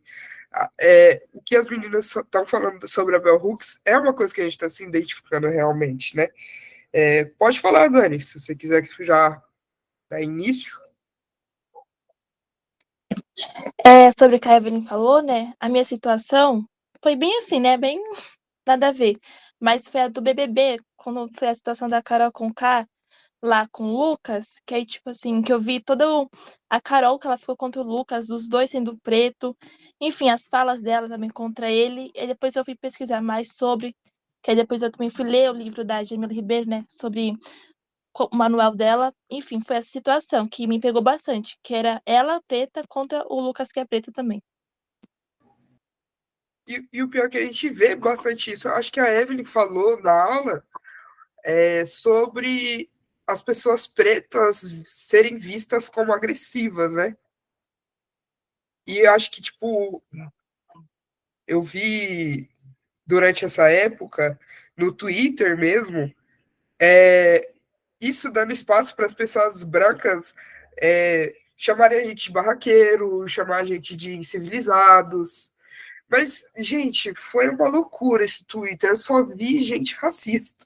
Mas eu vou eu não levantei a mão, mas eu queria falar sobre a vivência que eu até contei para vocês na sala de aula, né? A Tawane, a Evelyn, o povo do terceiro ano soube, né? Que é sobre a realidade da minha bisa, que eu falei para vocês, que ela sofreu muito, assim, né? Por ser uma mulher negra, o pai dela bebia na infância dela. E no livro da Djamila Ribeiro, eu vi muito da minha bisa também, porque hoje ela é uma mulher negra que alisa o cabelo, que faz botox, ela, ela sofreu muito assim na vida dela, e hoje ela tá sofrendo tudo em um momento só, sabe? Tudo que ela aguentou veio à tona em uma coisa só, entendeu? E, e a realidade é, tipo, a mulher preta, ela sofre tanto, tanto, tanto, que isso desgasta o corpo, sabe? E isso é uma vivência que eu vi, tipo, nesses dois livros da Djamila Ribeiro, é um pequeno manual antirracista e quem tem medo do feminismo negro. E isso foi um choque, assim, para mim, porque é uma realidade minha, né? Porque eu vi e, e uma realidade dela. E é uma coisa que a gente vê se perpetuando socialmente também. Era só isso mesmo. Voltando aqui, eu queria, tipo, falar da importância que é a gente estar compartilhando isso também, nossas vivências, porque, por exemplo, quando a Mari estava falando sobre a Djamila Ribeiro, sobre toda a situação dela quando ela estava lendo o livro, eu me identifiquei com absolutamente tudo, tipo, tudo que ela falava, eu já senti também, e o apoio que a gente dá uma à outra, isso é muito importante. A Bell Hooks, ela também fala sobre o quanto que ela gostava de escutar as mulheres da família dela, né, que elas falavam alto, que, enfim, elas se expressavam muito, faziam muitos gestos, só que ela via que tinha uma diferença muito grande entre as mulheres falarem e elas serem ouvidas. Porque para a gente ser ouvida dentro da sociedade racista, patriarcal, capitalista, machista, é muito difícil. Então, se a gente não se impor, se a gente não chegar e falar, mesmo que se incomode, isso não vai mudar. Ela também faz como a Sabrina já tinha falado antes, né? Ela fala sobre o amor de uma forma politizada, que o amor não é só sobre o sentimento, mas sim como a gente está inserido dentro da sociedade, como a gente se afeta e é afetado por ela. Quando ela fala também que ela dava aula, né, nas universidades dos Estados Unidos, ela falava quando ela falava sobre cultura, quando ela falava sobre experiências, como que os alunos eles se mobilizavam mais, então eles prestavam mais atenção, porque é isso, sabe? É a gente escutar outras pessoas e acabar se identificando com elas, acabar tendo as mesmas vivências e entendendo o que aquela pessoa sofre e o que a gente também sofre. Pode falar, Sabrina. Eu queria complementar quando você falou sobre o amor, é porque agora eu achei a parte que ela define exatamente como é o amor quando fala sobre política, né? Ela fala que a coletividade ela é uma prática amorosa. Então, por exemplo, quando o Estado ele promove políticas públicas para a gente, é uma forma de amor também. Por isso que ela fala do amor como dimensão política. Eu queria também complementar o que a Fernanda falou sobre, tipo, a gente ter alguém... Você falou sobre a sua avó, e eu lembrei sobre a avó da Djamila. Ou da Djamila, não. Da Bell Hooks. Desculpa. É que é muita gente. A Bell Hooks, o nome verdadeiro dela não é Bell Hooks. O nome verdadeiro dela é Gloria Jane Jean Watkins. Só que ela pegou Bell Hooks porque Bell Hooks era o sobrenome da avó dela. E ela tinha muito afeto pela avó dela, porque ela achava a avó dela uma pessoa muito forte e tudo mais. E muito do que todo mundo já falou aqui sobre a gente ter alguém na nossa convivência, seja da família ou não, que mostre pra gente que a gente é forte e que dê liberdade pra gente se sentir acolhido. Então, quando ela fala da coletividade, do amor, ela também fala muito sobre isso e sobre a gente se enxergar, né? Igual muitas já falaram aqui, da gente escutar uma música e se identificar, escutar a Tashi Trace, MC Luana, inclusive a Carolina Maria de Jesus, como todo mundo já falou aqui. Eu não conhecia ela, e eu conheci ela pela música da Tashi Trace, que elas falam um pouco, né? Ela cita a Carolina Maria de Jesus, e eu não conhecia, e depois que eu escutei, eu tive interesse em pesquisar, em conhecer mais, e aí eu soube que era uma escritora. Mas só depois eu fui me aprofundar mais sobre o que ela fala no livro dela, e sobre as experiências dela. Então, acho que as pessoas realmente escutam muito mais quando é uma experiência que todo mundo ali já passou, sabe? Igual aqui, todo mundo falando que se identificou, que também já passou por muitas coisas. E eu acho muito importante também, que eu não vejo muita gente falando sobre, né? Quando a gente tem, tipo, alguém na família, negro, por exemplo, que consegue conversar com a gente sobre as coisas que nós sentimos. Porque eu, por exemplo, eu tenho um pai negro e uma mãe branca. O meu pai, ele já não é tão presente, mas a minha mãe, ela é mais presente. Só que, embora minha mãe seja mulher, ela não é mulher negra, entendeu? Quando a gente é criança, a gente geralmente busca uma figura feminina para a gente poder se inspirar. Quando a gente é uma mulher, por exemplo, né? A gente procura uma figura feminina para se inspirar. E por eu ter uma mãe branca, eu não me identificava muito com ela. Eu pensava, desde criança eu sempre gostei de alisar o cabelo, por exemplo. Porque minha mãe tem o cabelo liso, eu queria ter o cabelo igual dela, ser parecida com ela. Mas aí, tipo, depois de um tempo, a gente começa a se identificar quando a gente vê pessoas parecidas com a gente. Então, ver escritoras como a Bell Hooks falando sobre isso, e você vê que ela é parecida com você, faz você se identificar mais, ver que ela quer ser professora assim como você, foi a minha sensação quando eu estava estudando sobre ela. E também, às vezes, quando você procura outras pessoas na família que são negras, porque embora meu pai não seja muito presente, tem a minha avó é uma pessoa negra, muito forte, que eu me inspiro muito nela, e eu me identifiquei muito com a Bell Hooks quando ela falou sobre a avó dela, né, sobre ela, nas obras dela, ela falar sobre a avó dela, e falar sobre ela ter muito afeto por ela e achar ela uma mulher muito forte. Eu me identifiquei com isso, com a parte dela querer ser professora, com as vivências que ela cita, assim, nas obras. E basicamente é isso. Só queria complementar com o que vocês estão falando, que eu tô achando muito legal.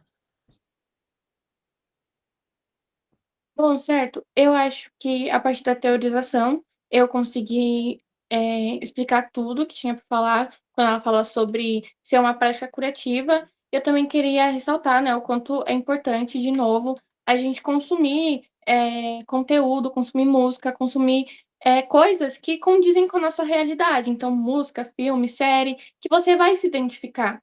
E também pessoas próximas, que nem a Sabrina estava falando. Quando você tem uma amiga preta, uma amiga lésbica, uma amiga que você vai falar com ela e ela vai entender exatamente o que você está falando, é como se você não. É exatamente isso, você não se sente tão sozinha dentro dessa sociedade. As principais coisas sobre a Bell Hooks, eu acho que a gente deixou bem claro. Aí eu queria perguntar se alguém tem alguma coisa para.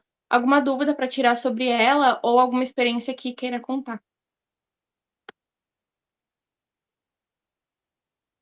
Não? Ninguém tem nada para contar, alguma vivência? Para perguntar sobre ela, sobre a teoria, sobre o amor. Acho que na aula terceira foi Abraão, Larissa. Começar a chamar, gente. Assim, uma pessoa que eu queria escutar mesmo era a Isabela, porque a Isabela ela tem também? vivência, ela tem a história. Cadê ela? Tá aqui ainda? Deixa eu ver. Acho que ela já saiu já. Eu tô aqui ainda.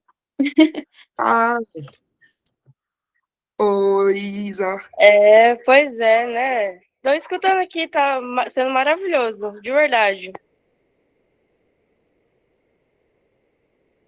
Oi, Isa. Assim, você também teve muitas vivências sobre, tipo, o seu cabelo, sobre que você acabou contando ali na aula.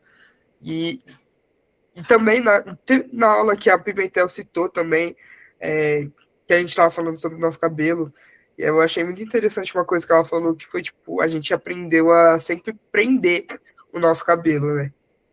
Que é, tipo, fazer Sim, trança, esses negócios assim. Se com quiser falar. certeza. Não, é que eu disse na aula que, por exemplo, eu coloco trança pelo fato de parecer ser um cabelo mais liso, né? Mais arrumadinho, de não ter que ter todo aquele trabalho para ficar arrumando de manhã. E isso é algo estrutural, né? Que desde criança a gente aprende, por exemplo, eu comecei a utilizar trança com 2 anos de idade, né? Um bebê. Então, é realmente algo que vem, não de quando a gente já tem aquele conhecimento, aquele raciocínio, sabe, inteiro. E sim, desde o princípio. Então, identidade. A gente e as nossas tranças. Pois é.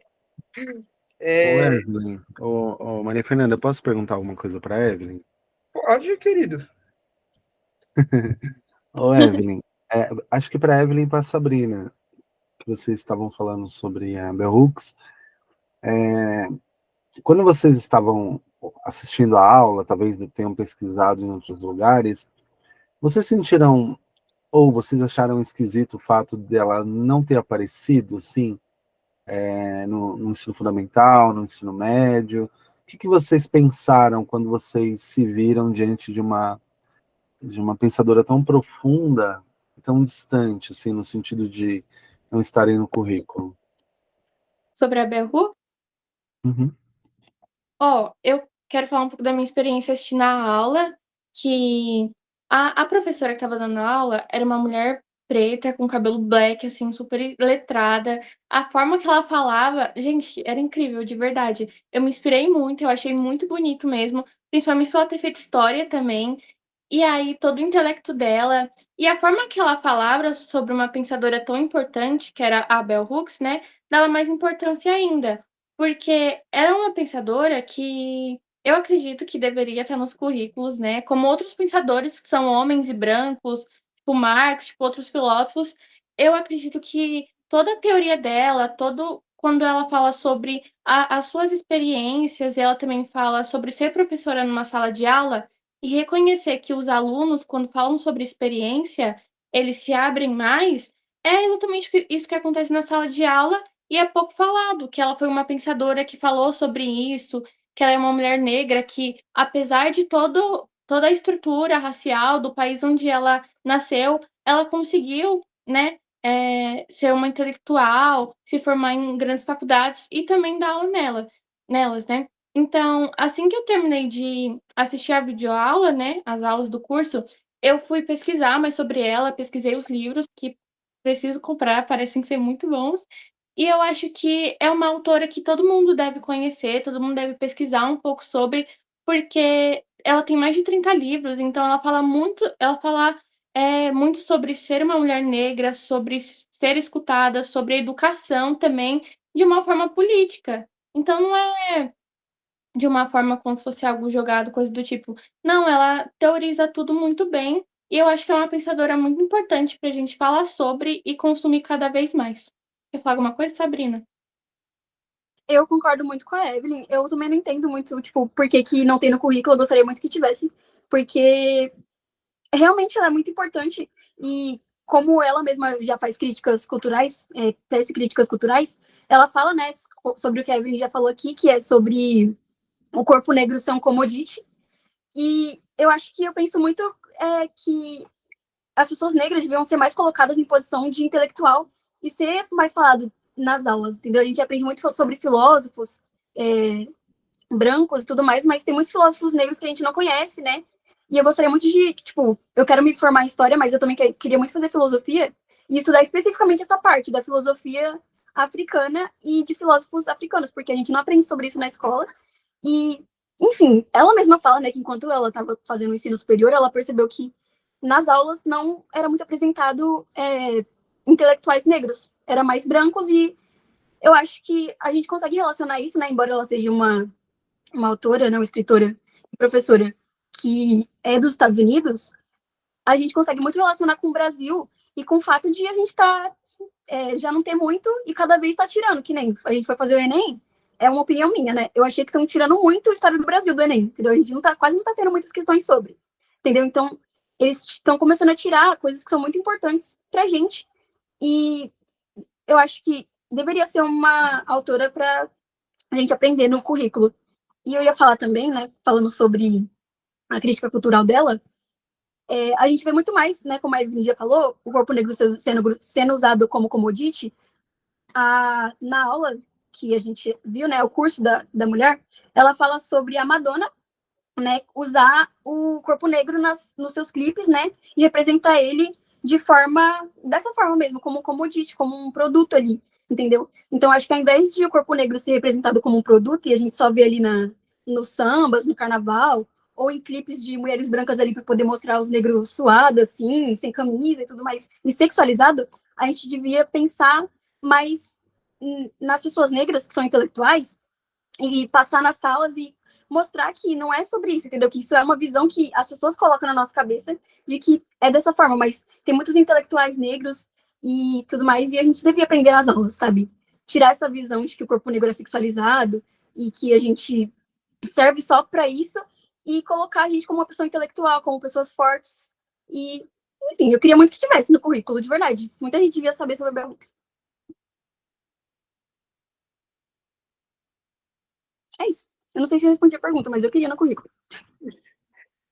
Eu queria falar assim sobre o que a Sabrina falou, sobre a gente não está colocando tanta coisa assim no currículo, trazendo pessoas negras não sendo vistas como filósofos, assim, né? Porque a gente sempre vai pensar, tipo, filósofo, Aristóteles, Platão, mas a gente não pensa que os racionais também trazem essa ideia no, na, eu digo, né, a filosofia do negro drama, né, negro drama entre o sucesso e a lama.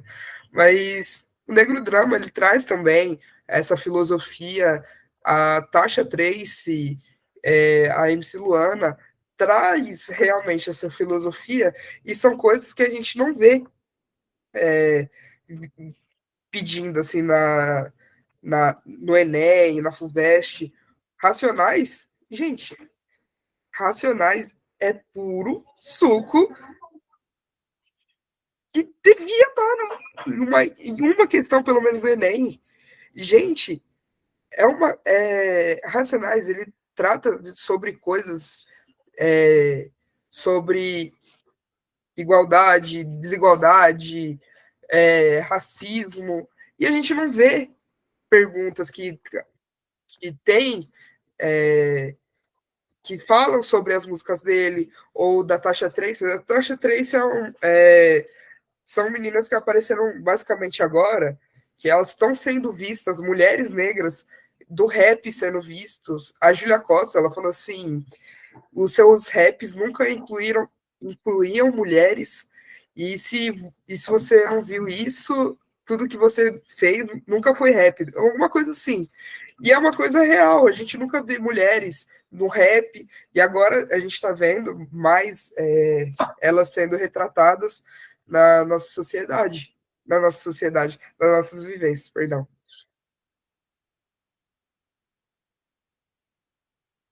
Meninas, eu vou pontuar mais uma coisa aqui que eu acho que é importante, que é o seguinte: vocês estão indo embora, vocês vão seguir a vida de vocês. Eu tenho certeza que todo mundo que está nessa live vai seguir um caminho muito bonito, brilhante, né?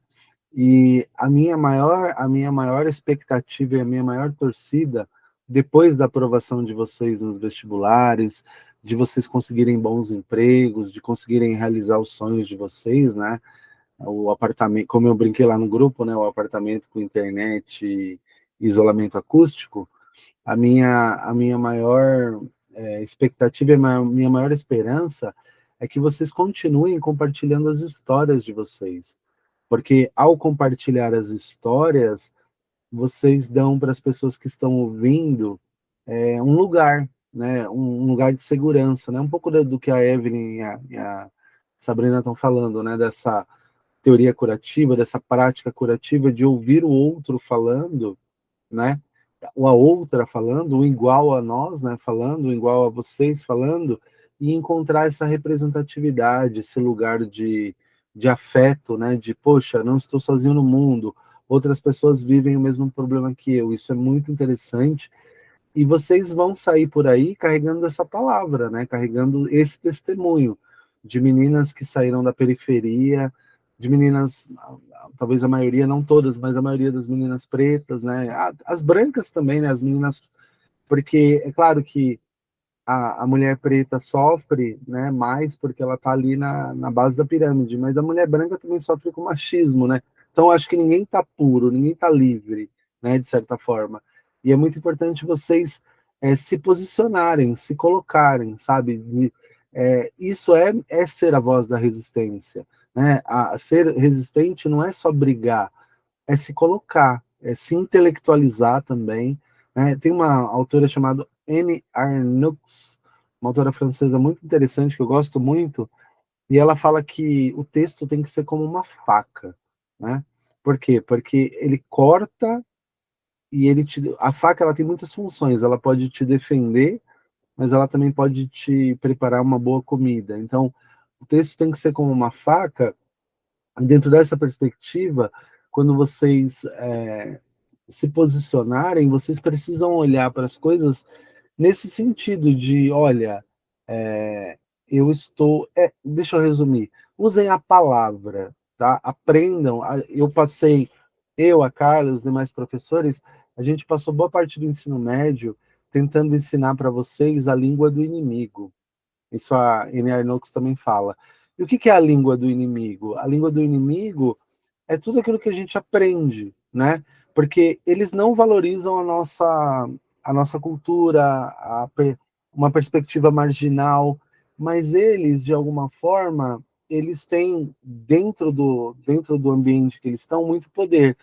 Então, qual que é a ideia? A ideia é aprender como eles falam, como eles pensam, para que a gente aqui da periferia faça a nossa mudança acontecer, né? Eu não gosto muito da palavra revolução, porque a palavra revolução ela é carregada de uma carga problemática, mas para a nossa mudança acontecer, a gente precisou aprender a língua do inimigo. Eles sabem escrever, então a gente vai aprender a escrever tão bem quanto ou melhor, né? Eles sabem responder questões do Enem, então a gente vai aprender a responder questões do Enem também. Eles sabem quem foi Foucault, nós também saberemos. Eles sabem quem foi Achille Mbembe, nós também saberemos. É aprender e não se apropriar da linguagem do inimigo, mas entender como o inimigo trabalha. E ela fala isso, né? Que ela é uma mulher muito educada, mas ela é uma mulher filha de camponeses. Depois eu compartilho o livro dela com vocês. Ela é uma mulher branca, mas é uma pensadora muito interessante. E ela fala isso. Ela diz, olha, quando os meus amigos camponeses incultos me leem, eles dizem: você fala como os nossos inimigos, mas você não é uma como eles. É muito legal. Você fala como os nossos inimigos, mas você não é uma como eles, você é uma das nossas. E isso é importante vocês entenderem. Para que a gente jogue o jogo, a gente precisa aprender com eles. Infelizmente, é assim que está dado. Então, aprender a língua dos nossos inimigos é aprender a se posicionar. Sabe por que eu estou falando isso?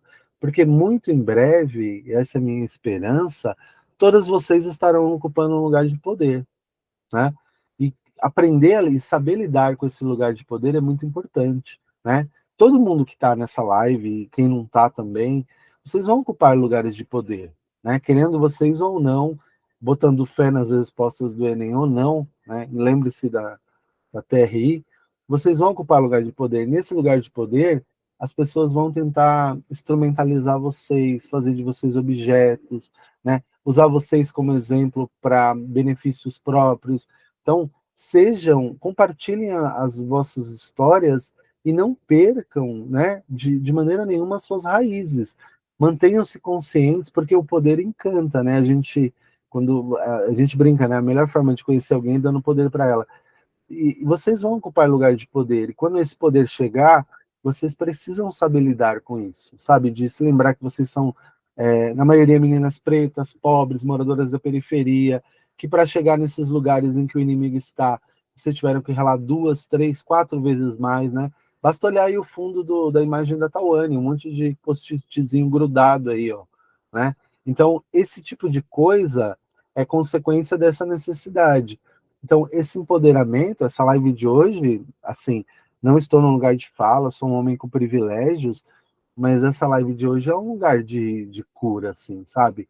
Mesmo sem sentir as dores que vocês sentem, ouvir vocês compartilhando o que vocês estão compartilhando, se empoderando, é muito legal, né? Porque, querendo ou não, existem dentro da nossa realidade muitas meninas pretas, muitos homens pretos também, muitas meninas brancas, muitos homens brancos também, que vivem uma realidade de solidão, porque eles sofrem racismo, eles sofrem preconceito, eles estão numa sociedade, numa situação de escassez e de pobreza, mas eles não conseguem muitas vezes alguém que os represente, no sentido dessa representatividade também, né? Alguém que sinta essas dores e compactue. Então, o meu último pedido é: não deixem de compartilhar as vossas histórias, seja através da poesia, seja através de uma aula, seja através de um texto, seja através de uma conversa. Não deixem que as histórias de vocês sejam suprimidas, tá bom? Era isso, meninas. Obrigado aí por estarem aqui, e vocês podem terminar quando vocês quiserem, tá bom? Ô, Giovana, eu queria falar aqui também sobre essas vivências, né? Essa aula que foi um tema muito pesado, mas peraí, só um instante. Continuando, eu perdi o que eu estava falando. Foi uma aula, tipo, com um tema bem pesado, que foi para retratar sobre a mulher negra na sociedade, né? Porque quando a gente fala sobre racismo, a gente engloba quase tudo, né? A gente engloba tudo que tem no racismo, né? O que o que o Ari trouxe na nossa sala sobre a questão lá, porque Dia da Consciência Negra e não Dia da Consciência Humana, porque a gente ainda não chegou até a consciência humana, né? Então, essa reunião, foi um assunto pesado, mas com as nossas vivências ela se tornou leve, e as meninas, elas arrasaram basicamente nas pesquisas delas, Sabrina, a Evelyn, a Tawane, a Maria Clara, todo mundo arrasou, as a Maria Eduarda Pimentel comentando, a Daniela, a Isabela. Foi uma aula, querendo ou não, de libertação, né? A gente acabou se identificando uma com a outra, e isso deixa a gente um pouquinho mais forte a cada dia, né? Acho que a gente já está para encerrar essa aula, e a Maria Clara, ela queria ler um poema antes de finalizar. Então, acho que já dá, né? Todo mundo falou? Todo mundo já conseguiu? Maria Fernanda, vê se alguém quer falar mais alguma coisa aí já. Alguém quer dar mais um adendo à nossa reunião?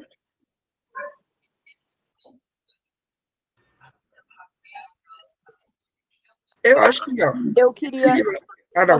Eu queria agradecer vocês, meninas, que apresentaram a aula de hoje. Foi muito bom. Vocês apresentaram muito bem. E vocês são perfeitos, maravilhosos. Amei a aula de vocês. Parabéns. Oh, que fofinha! Muito bonitinha. Pode dar início, Maria Clara. Gente, agora eu vou pedir para que vocês prestem bastante atenção, porque essa poesia que eu vou ler aqui, eu tenho certeza que ela vai tocar profundamente camadas de cada uma de vocês, tá? Ô, Maris, abre a câmera. Ai, eu tô com vergonha. Peraí. O nome é Afago.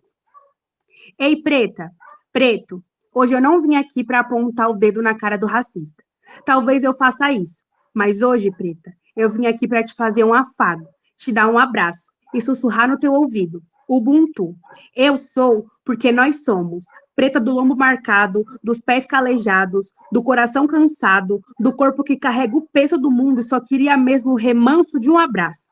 Vem, preta, descansa aqui. Preta, eu sei que de tanto te obrigarem a sorrir, seus dentes brancos estão amarelados feito foto velha. Hoje eu não quero te pedir para resistir. Eu sei que você não é de ferro. Eu também não sou. Apesar de pensarem o contrário sobre nós. Então, preto, quer chorar? Chora. Não deixa ninguém te roubar o direito de desaguar tuas dores. Tua solidão que não se lembram de mencionar com a desculpa que você é forte. Foda é que negão não pode chorar. Chora, preto. Chora quantas vezes quem disse que você não podia chorar veio te dar um abraço para compensar a ausência das suas lágrimas. Quantas vezes já chegaram em você, enfatizando o tamanho do seu órgão e sequer mencionaram que você talvez tenha um coração tão grande quanto a imaginação dele sobre teu sexo. Preto, chora. Não é feio chorar. As lágrimas não te tornam menos homem, te fazem mais humano. Até o super-homem chorou. Lembra de Jesus? Chora, preto. Esvazia esse peito da dor, do remorso de não ser melhor para si mesmo, porque te obrigaram a viver um personagem e você entrou nesse drama mesmo sabendo o final. Preta, não é covardia desistir de algo. Acredite, até para ser covarde tem que ter coragem. Preta, não é sinal de fraqueza parar para descansar e deixando para trás o que tem te impedido de dar passos maiores. Não é fraqueza, preta, nem egoísmo deixar que alguém siga sozinho para manter a sua sanidade mental. Você não precisa carregar ninguém nas costas. Você não precisa deixar que continue enfiando o dedo nas suas feridas expostas. Você não precisa provar para ninguém que é forte, que é foda na hora da foda. Chega. Se olha no espelho. Já reparou que seus olhos são lindos? Já reparou o quanto o teu crespo encaracolado fica bem com o formato do teu rosto? Reparou? E por falar em cabelo, tá feliz com ele? Não? Então corta, raspa, trança, alisa, mas preta, escuta. Só faça isso para ficar bem consigo mesma. Você não precisa ser pantera negra, então muda, transmute, seja camaleoa. Preta, preto, abandone esse fardo de fuder com seu psicológico para alcançar o padrão do corpo magro e sarado. Quebre esse balanço e descansa desse exercício diário para se enquadrar. Você não é menos sensual por ser gorda. Você é maravilhosa exatamente como é. Preto não é pecado amar outro homem. Preta não é pecado amar outra mulher. Pecado mesmo é não saber amar. É não reconhecer o valor do outro e suicidar a vida dentro de si para viver no umbral das vontades alheias. E se algo te incomoda, põe para fora, grita, extrapola, chora e chora mesmo. Quando acabar, vai diante do espelho e abre aquele sorriso. Perceba de uma vez por todas o quanto você é linda, o quanto você é lindo. E repete, eu sou linda, eu sou lindo. Repete para si todos os dias como um mantra. E se for preciso repetir 10 vezes até você se convencer, você repete. Pois quem disse que você não era bom, disse de um jeito que você não esquece. Então, todas as vezes que você se lembrar, diga, eu sou maravilhosa. Promete? Nossa, é louco. Nossa, Maris, parabéns, foi muito Acabou forte. com tudo, filho. Que isso?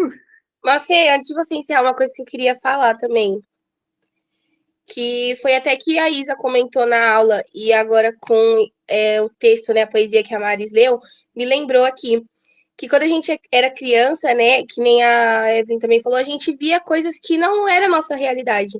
Eu lembro de quando eu era criança, eu amava assistir Barbie, desenho, Disney, princesa, essas coisas. E nunca vi uma Barbie preta, uma Barbie negra, uma Barbie gorda, nunca era a minha realidade. E eu sempre quis ser aquelas Barbie. Então, eu alisava meu cabelo, minha mãe nunca deixou eu fazer progressiva, mas eu fazia chapinha. Eu queria ser aquelas princesas, aquelas Barbie. E uma coisa que eu comentei com a Thalia até na sexta-feira, no dia que a Evelyn deu a aula, foi que tem princesas negras hoje, que é a Tiana, a Moana, mas você vê que elas não têm o cabelo crespo. Ainda é um cabelo ondulado, um cabelo liso ou cacheado. Não é a nossa realidade. Você não vê uma princesa preta com cabelo crespo mesmo. E mesmo que elas sejam negras, tem traços finos, tem traços do branco ainda. Então, tem que mudar essa nossa realidade, isso que a gente vê hoje em dia. Então, era só uma coisa que eu queria comentar mesmo, porque a partir de uns anos para cá, que a gente vê nas estantes das lojas, Barbies negras, gorda, cadeirante, do black, e eu sou apaixonada disso, gente. Quando eu vejo uma Barbie, eu tenho que comprar. Quando é negra, eu tenho uma Barbie aqui em casa com 18 anos, que é negra, e eu sou apaixonada nessa Barbie. Então, assim, é uma coisa que, quando eu era criança, eu queria ser igual elas, e veio de uns tempos para cá mudando isso, mas é aquilo que eu falo, ainda são princesas negras com cabelo cacheado, mas pro ondulado com traços do branco.